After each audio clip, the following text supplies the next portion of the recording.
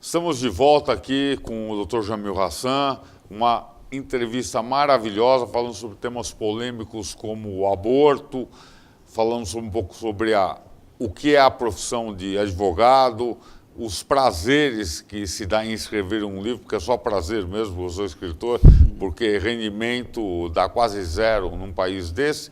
E baseado nisso que eu falei agora, nós vamos iniciar esse bloco falando sobre a cultura do nosso país, que para mim é nula. Expressões culturais nós temos em vários lugares, norte, nordeste, tal, mas a cultura do povo é zero. Você concorda? Concordo. E eu posso chamar a atenção, eu vou fazer até um comentário bem interessante que eu postei ontem no Facebook, e eu gosto de postar coisas provocativas, né? Certo, sabe, nada do cotidiano, né? Outro dia eu coloquei o Brasil, né, um país de ninguém, ao invés daquele slogan, um país de todos, é um país de ninguém, né? Porque ninguém se entende. E eu vi lá uma coisa interessante, uma mensagem boba de uma feminista cagona aí, sabe essas Maria cagona que caga na Paulista, mija na igreja? Sei. Né? E uma coisa bem interessante, outro dia eu vi essas mesmas feministas invadirem uma igreja católica e praticarem sexo no altar, interrompendo a missa. Ridículo, merece apanhar de porrada, porque quem não se dá ao respeito não merece respeito. Não merece respeito. Então, eu não sou cristão, não sou católico, mas nem por isso eu deixo de respeitar quem seja e os cultos. E você que não sabe, culto religioso é um reflexo cultural. Religião é cultura. Não tem como negar. Religião é cultura. Então, quando faz esse tipo de coisa, está atacando lá a cultura. Mas vamos lá para a situação. Eu vi lá a postagem daqueles meninos que na Rússia falaram lá, aquela brincadeira infeliz ou feliz, eu não sei, de momento com a menina russa linda, né? Eu vi. E aí eles falaram que a Maria Cagona lá, feminismo... Lá do esporte... Não, eu sei. É que o feminismo é tentar igualar os direitos do homem ao da mulher, e não isso que a gente vê. Isso não é feminismo, né? Isso é radicalismo, é um problema sexual que deve ser resolvido por um psicólogo, é diferente. Mas tudo bem, elas colocaram, não, porque a gente vai dar porrada no pessoal quando chegar aqui no aeroporto. Aí eu escrevi, inveja é uma merda, vírgula. Vocês estão com inveja, por quê? São moças lindas, todas depiladas, porque essas... Bom, não vem ao caso, porque essas não se depilam, são moças lindas, bem cuidadas, cercadas de rapazes bonitos e ricos, que jamais estariam perto de você. Por isso que você está pedindo para eles apanharem no aeroporto. E aí vieram assim umas 500 respostas de Maria Mijona e Maria Cagona, dizendo que eu era machista, que eu não prestava. Eu vi isso aí. Aí eu coloquei lá, por que vocês não se revoltam da mesma forma com a letra das músicas funk? Esse é um ponto que eu ia te falar. Porque as músicas funk transformam o sexo, a mulher, em objeto sexual. Todas puro. as músicas. Todas, sem exceção. Só que elas não se revoltam. Foram se revoltar com um rapaz lá na Rússia por inveja. Agora, falando em música funk, eu acho que o Brasil ele está numa descendente muito forte. Porque eu lembro do Tom Jobim, do Vinícius de Moraes, da MPB de qualidade que a gente tinha na década de 70, dos grandes compositores e intérpretes da década de 30, 40, e eu vejo hoje que basta você gritar e falar palavrão e exaltar sexo e tráfico de drogas, você virou um rapper, e isso cara é chamado famoso. De cultura e ninguém faz nada. Funkeiro, não rapper. Aquela outra Maria, é que eu não gosto de citar apelidos, assim que eu sei que depois eu vou ser processado, mas tem uma outra lá, de peito avantajado lá, que fica falando, né, e ostentando a banalização do sexo. E ninguém faz nada, e ao contrário, eleva isso à categoria cultural. Isso é cultura, não, isso é falta de cultura. Agora, o que você pode, na tua cabeça passa, de falar o porquê aconteceu isso com o Brasil? O que você acha que isso aconteceu em tão poucos anos? Fomos conduzidos politicamente a esta situação, quando nós passamos a ter um presidente que tinha orgulho de ser ignorante, tinha orgulho de fumar em público. Isso é um absurdo. Né? Você pode fumar, você, presidente da República, não é uma pessoa, é uma entidade. Você pode fumar, mas não em público, porque isso incentiva as pessoas. Você pode beber e gostar de beber, mas não em público, porque você é uma entidade. E aí, a partir do momento que você começa a incentivar a ignorância e ter orgulho de ser ignorante, não espere mais nada do povo. E o pior esse mesmo tipo de Estado, de poder, de governo, elegeu, transformou isso numa manifestação cultural. Ao invés de se tentar elevar o nível cultural, nós fomos lá, ou eles, né, jogaram no lixo. Isto serve para criar uma massa de leitores específica.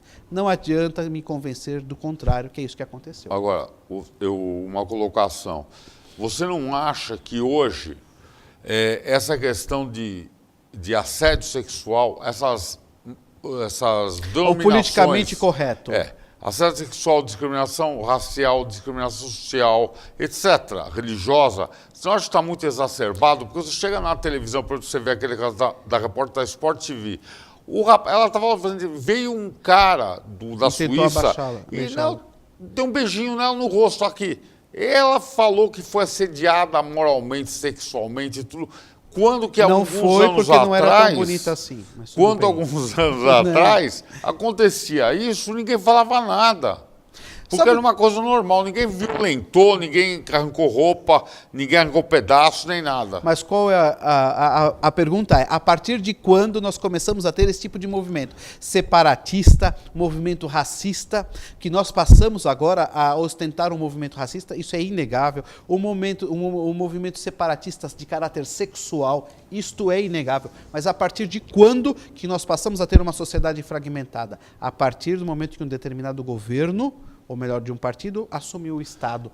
Porque dividir para dominar. É o que nós passamos. Então, e o que acontece? Aqui ninguém tem discriminação de Nenhuma, nada. Aqui é tudo absolutamente normal. nada. Onde cada um tem a opção que quer, sexual. Eu tenho muitos amigos também. O que importa é sentir prazer, por onde não nos interessa. Então, com certeza. Não é? Agora, o que acontece é o seguinte, que eu vejo. O Estado brasileiro, na questão política, está uma balbúrdia. Então, tem 33 partidos num país que era para ter 4. Então, o cara é mais à esquerda, menos à esquerda, vou criar um partido. O outro é mais à direita, vou criar um partido. O outro é de centro-médio, centro-esquerda, centro-direita. Posso fazer só um comentário? Fala. Outro dia eu postei uma coisa no Facebook sobre aquilo Pablo Vittar. Nada contra, absolutamente nada, né? Aí eu fiz um comentário que ele não cantava, né? E aí eles falam, não, porque você está fazendo isso porque ele é homossexual. De forma alguma. Cássia Eller era homossexual e cantava maravilhosamente bem. Fred, nem Mato Grosso é uma sumidade. Isto não tem nada a ver com caráter sexual e sim com talento. Talento é uma coisa que não se discute, não se mistura com sexo. Inclusive, falando isso que você citou aí, tem um vocalista, uma grande banda de heavy metal que eu gosto, que é o Judas Priest. Ele foi o primeiro cantor de heavy metal a assumir que era homossexual. Isso não tem nada Só que a ele ver. tem um talento. Então, o que acontece? As pessoas confundem muito. Eu falo sempre assim, quando você está numa situação que você tem talento, o que aparece é o seu talento. Quando você não tem talento, aparecem as outras coisas. Tem que aparecer que é bom, mas não vem ao caso, tudo bem. Agora vamos falar sobre política. Vamos. Nós estamos num caos, né? Total. Um caos não, em algo conduzido. Nós temos tantos partidos políticos quanto sindicatos no Brasil. Por quê? Porque nós temos o fundo partidário. Acabe com o fundo partidário e nós vamos resolver o problema político brasileiro. Mas esse fundo partidário é um uma verdadeiro vergonha. absurdo. 2 bilhões, não é? É uma vergonha. É o 2 bilhões. 2 bilhões de reais. Vergonha. Podia construir quantos hospitais com esse dinheiro? E é inútil, porque ele serve para financiar um grupo de políticos que vão continuar no poder a vida toda. E nós temos outras necessidades, né? E esse fundo partidário é uma invenção brasileira. Na verdade, não é, né? Mas certeza. É uma coisa de quarto mundo, quinto mundo. Acabe com o fundo partidário, nós acabamos com os partidos políticos oportunistas que nós temos. Tem muita coisa errada. Você vê que as pessoas no Brasil se dizem de esquerda ou de direita e elas não sabem o que significa o comunismo, por exemplo. Ele não sabe o que é esquerda ou então, direita. Então você vai falar, não, o cara é comunista, eu sou comunista, mas você é comunista por quê?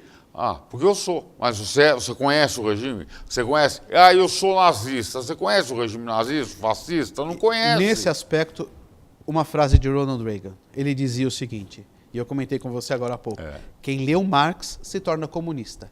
Quem entendeu Marx continua capitalista. Eu não conheço nenhuma democracia comunista. O comunismo sempre foi imposto por ditaduras, com grandes genocídios, com mortes coletivas, né? Mas tudo bem, você quer ser comunista? Continue sendo. Não tem nada contra. O que importa é que eu não sou e eu não quero que o comunismo se instale no país.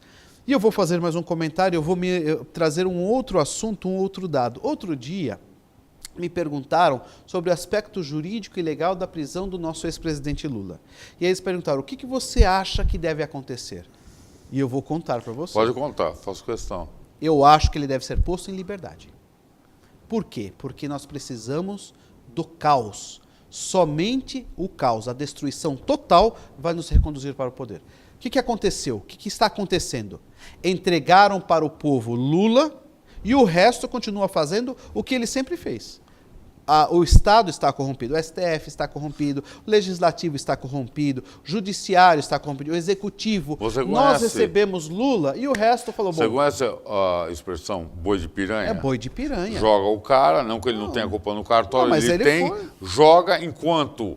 A imprensa está todo mundo está em cima, o povo, os outros por trás estão passando. Basta ver o que o STF fez com liberou mais de 30 pessoas Foi presas. Que nem, só para citar, não tem muito a ver com essa assunto político, mas para citar um fato que ocorreu na década de 80. Passou um navio com o tal da maconha da lata. Eu lembro ele disso. Jogou, o Enola Gay, ele jogou 30 toneladas de maconha no litoral. Enquanto a polícia em cima passou um tráfico de cocaína monstruoso para a Europa. Exatamente. Que foi ele isso. Enola Gay. Então eles criam ilusões que não permitem o povo enxergar. E as pessoas estão assim, discutem, não Lula, esqueçam, Lula é um dos menores dos problemas, nós temos um Estado aparelhado, nós temos bandidos no poder, este é o grande problema. E nós estamos calados, porque nós estamos preocupados com a bendita da prisão do Lula. Bota o cara em liberdade e vamos discutir o resto, gente. Eu não quero, então vá às ruas, tome o poder, o povo não tem que temer o Estado, é o Estado que tem que temer o povo. Exatamente. É assim que tem que ser, nós temos que tomar as rédeas desse país. Nós estamos num país solto. Outro dia eu fui assaltado por um menor de idade. Ele tentou, né? Ele pegou um garfo lá, entortou, pôs na minha garganta, queria levar minha pasta. E aí eu consegui tirar da mão dele e dei 2 tapas no moleque. Dei mesmo, 2, 3 tapas, ele caiu no chão e veio essas feministas Maria Cagona, né? Tinha mais pelo no peito do que eu. Você não pode... tudo bem. Você não pode bater nele. Falei, leva para sua casa e tenta educar como a senhora foi educada. Leva para sua casa esse infeliz, minha filha. Aí ela começou a discutir. Eu falei, se a senhora não sair da minha frente, a próxima apanhar é a senhora. Apesar que eu fiquei com medo de apanhar dela. E o que acontece... Só para encerrar aqui infelizmente encerrar o nosso programa. Me desculpa, eu acabo me exaltando, falando coisas que não podia falar. Bastante. Sim. Então, só vou citar um fato, eu fui assaltado na semana da Páscoa, me roubaram a aliança. O cara me enfiou um revólver na cara. Eu não pude reagir, não pude entregar. Mas isso prova a insegurança que nós temos nesse país. Falta de cultura, falta de segurança, falta de infraestrutura, falta de tudo. Então, o caos que o Jamil está falando tem que ser... justamente a ideia do caos é desconstruir tudo que nós já temos, porque não adianta, não se salva nada. Tem que desconstruir e começar do zero de novo. Um legislativo realmente realista, porque o deputado não sabe o que é crise, porque ele tem um salário maravilhoso e 500 assessores que mostram para ele um mundo que não existe. Então ele não sabe o que é crise. Nós precisamos fazer ele sentir a crise na pele, aquilo que nós passamos. E eu gosto de uma situação bem interessante, embora o tempo já esteja acabando. Clodovil foi um deputado muito polêmico. Ou melhor, ele foi polemizado pelos demais políticos, porque ele apresentou 2 projetos de lei maravilhosos. Um deles dizia que político não podia ter, na verdade, deputado federal, não podia ter plano de assistência médica. Era obrigatoriamente tratado pelo SUS, já que o SUS serve para o povo, deve servir também para ele. E aí ele foi ridicularizado com aquela história da incitação ao estupro, aquela besteira toda. E uma outra coisa que ele propôs também, e foi ridicularizado, é em relação ao salário. Se o salário mínimo servia para o povo, deveria servir para o legislativo também. E aí foi ridicularizado também. E nós precisamos realmente tomar as rédeas desse país. Não dá para continuar desse jeito. Então, tá bom. Então, eu vou encerrar e quero antes passar os contatos. Procurem lá no Facebook Poeta do Amor, Grupo Yuandai, o meu perfil Roberto Ferrari e o perfil do Dr. Jamil Hassan. que vai ser muito bom. E agradeço a presença do Jamil, está convidado para voltar outras vezes para a gente continuar o debate aqui desses assuntos tão polêmicos. E muito obrigado a todos, boa noite e até a semana que vem.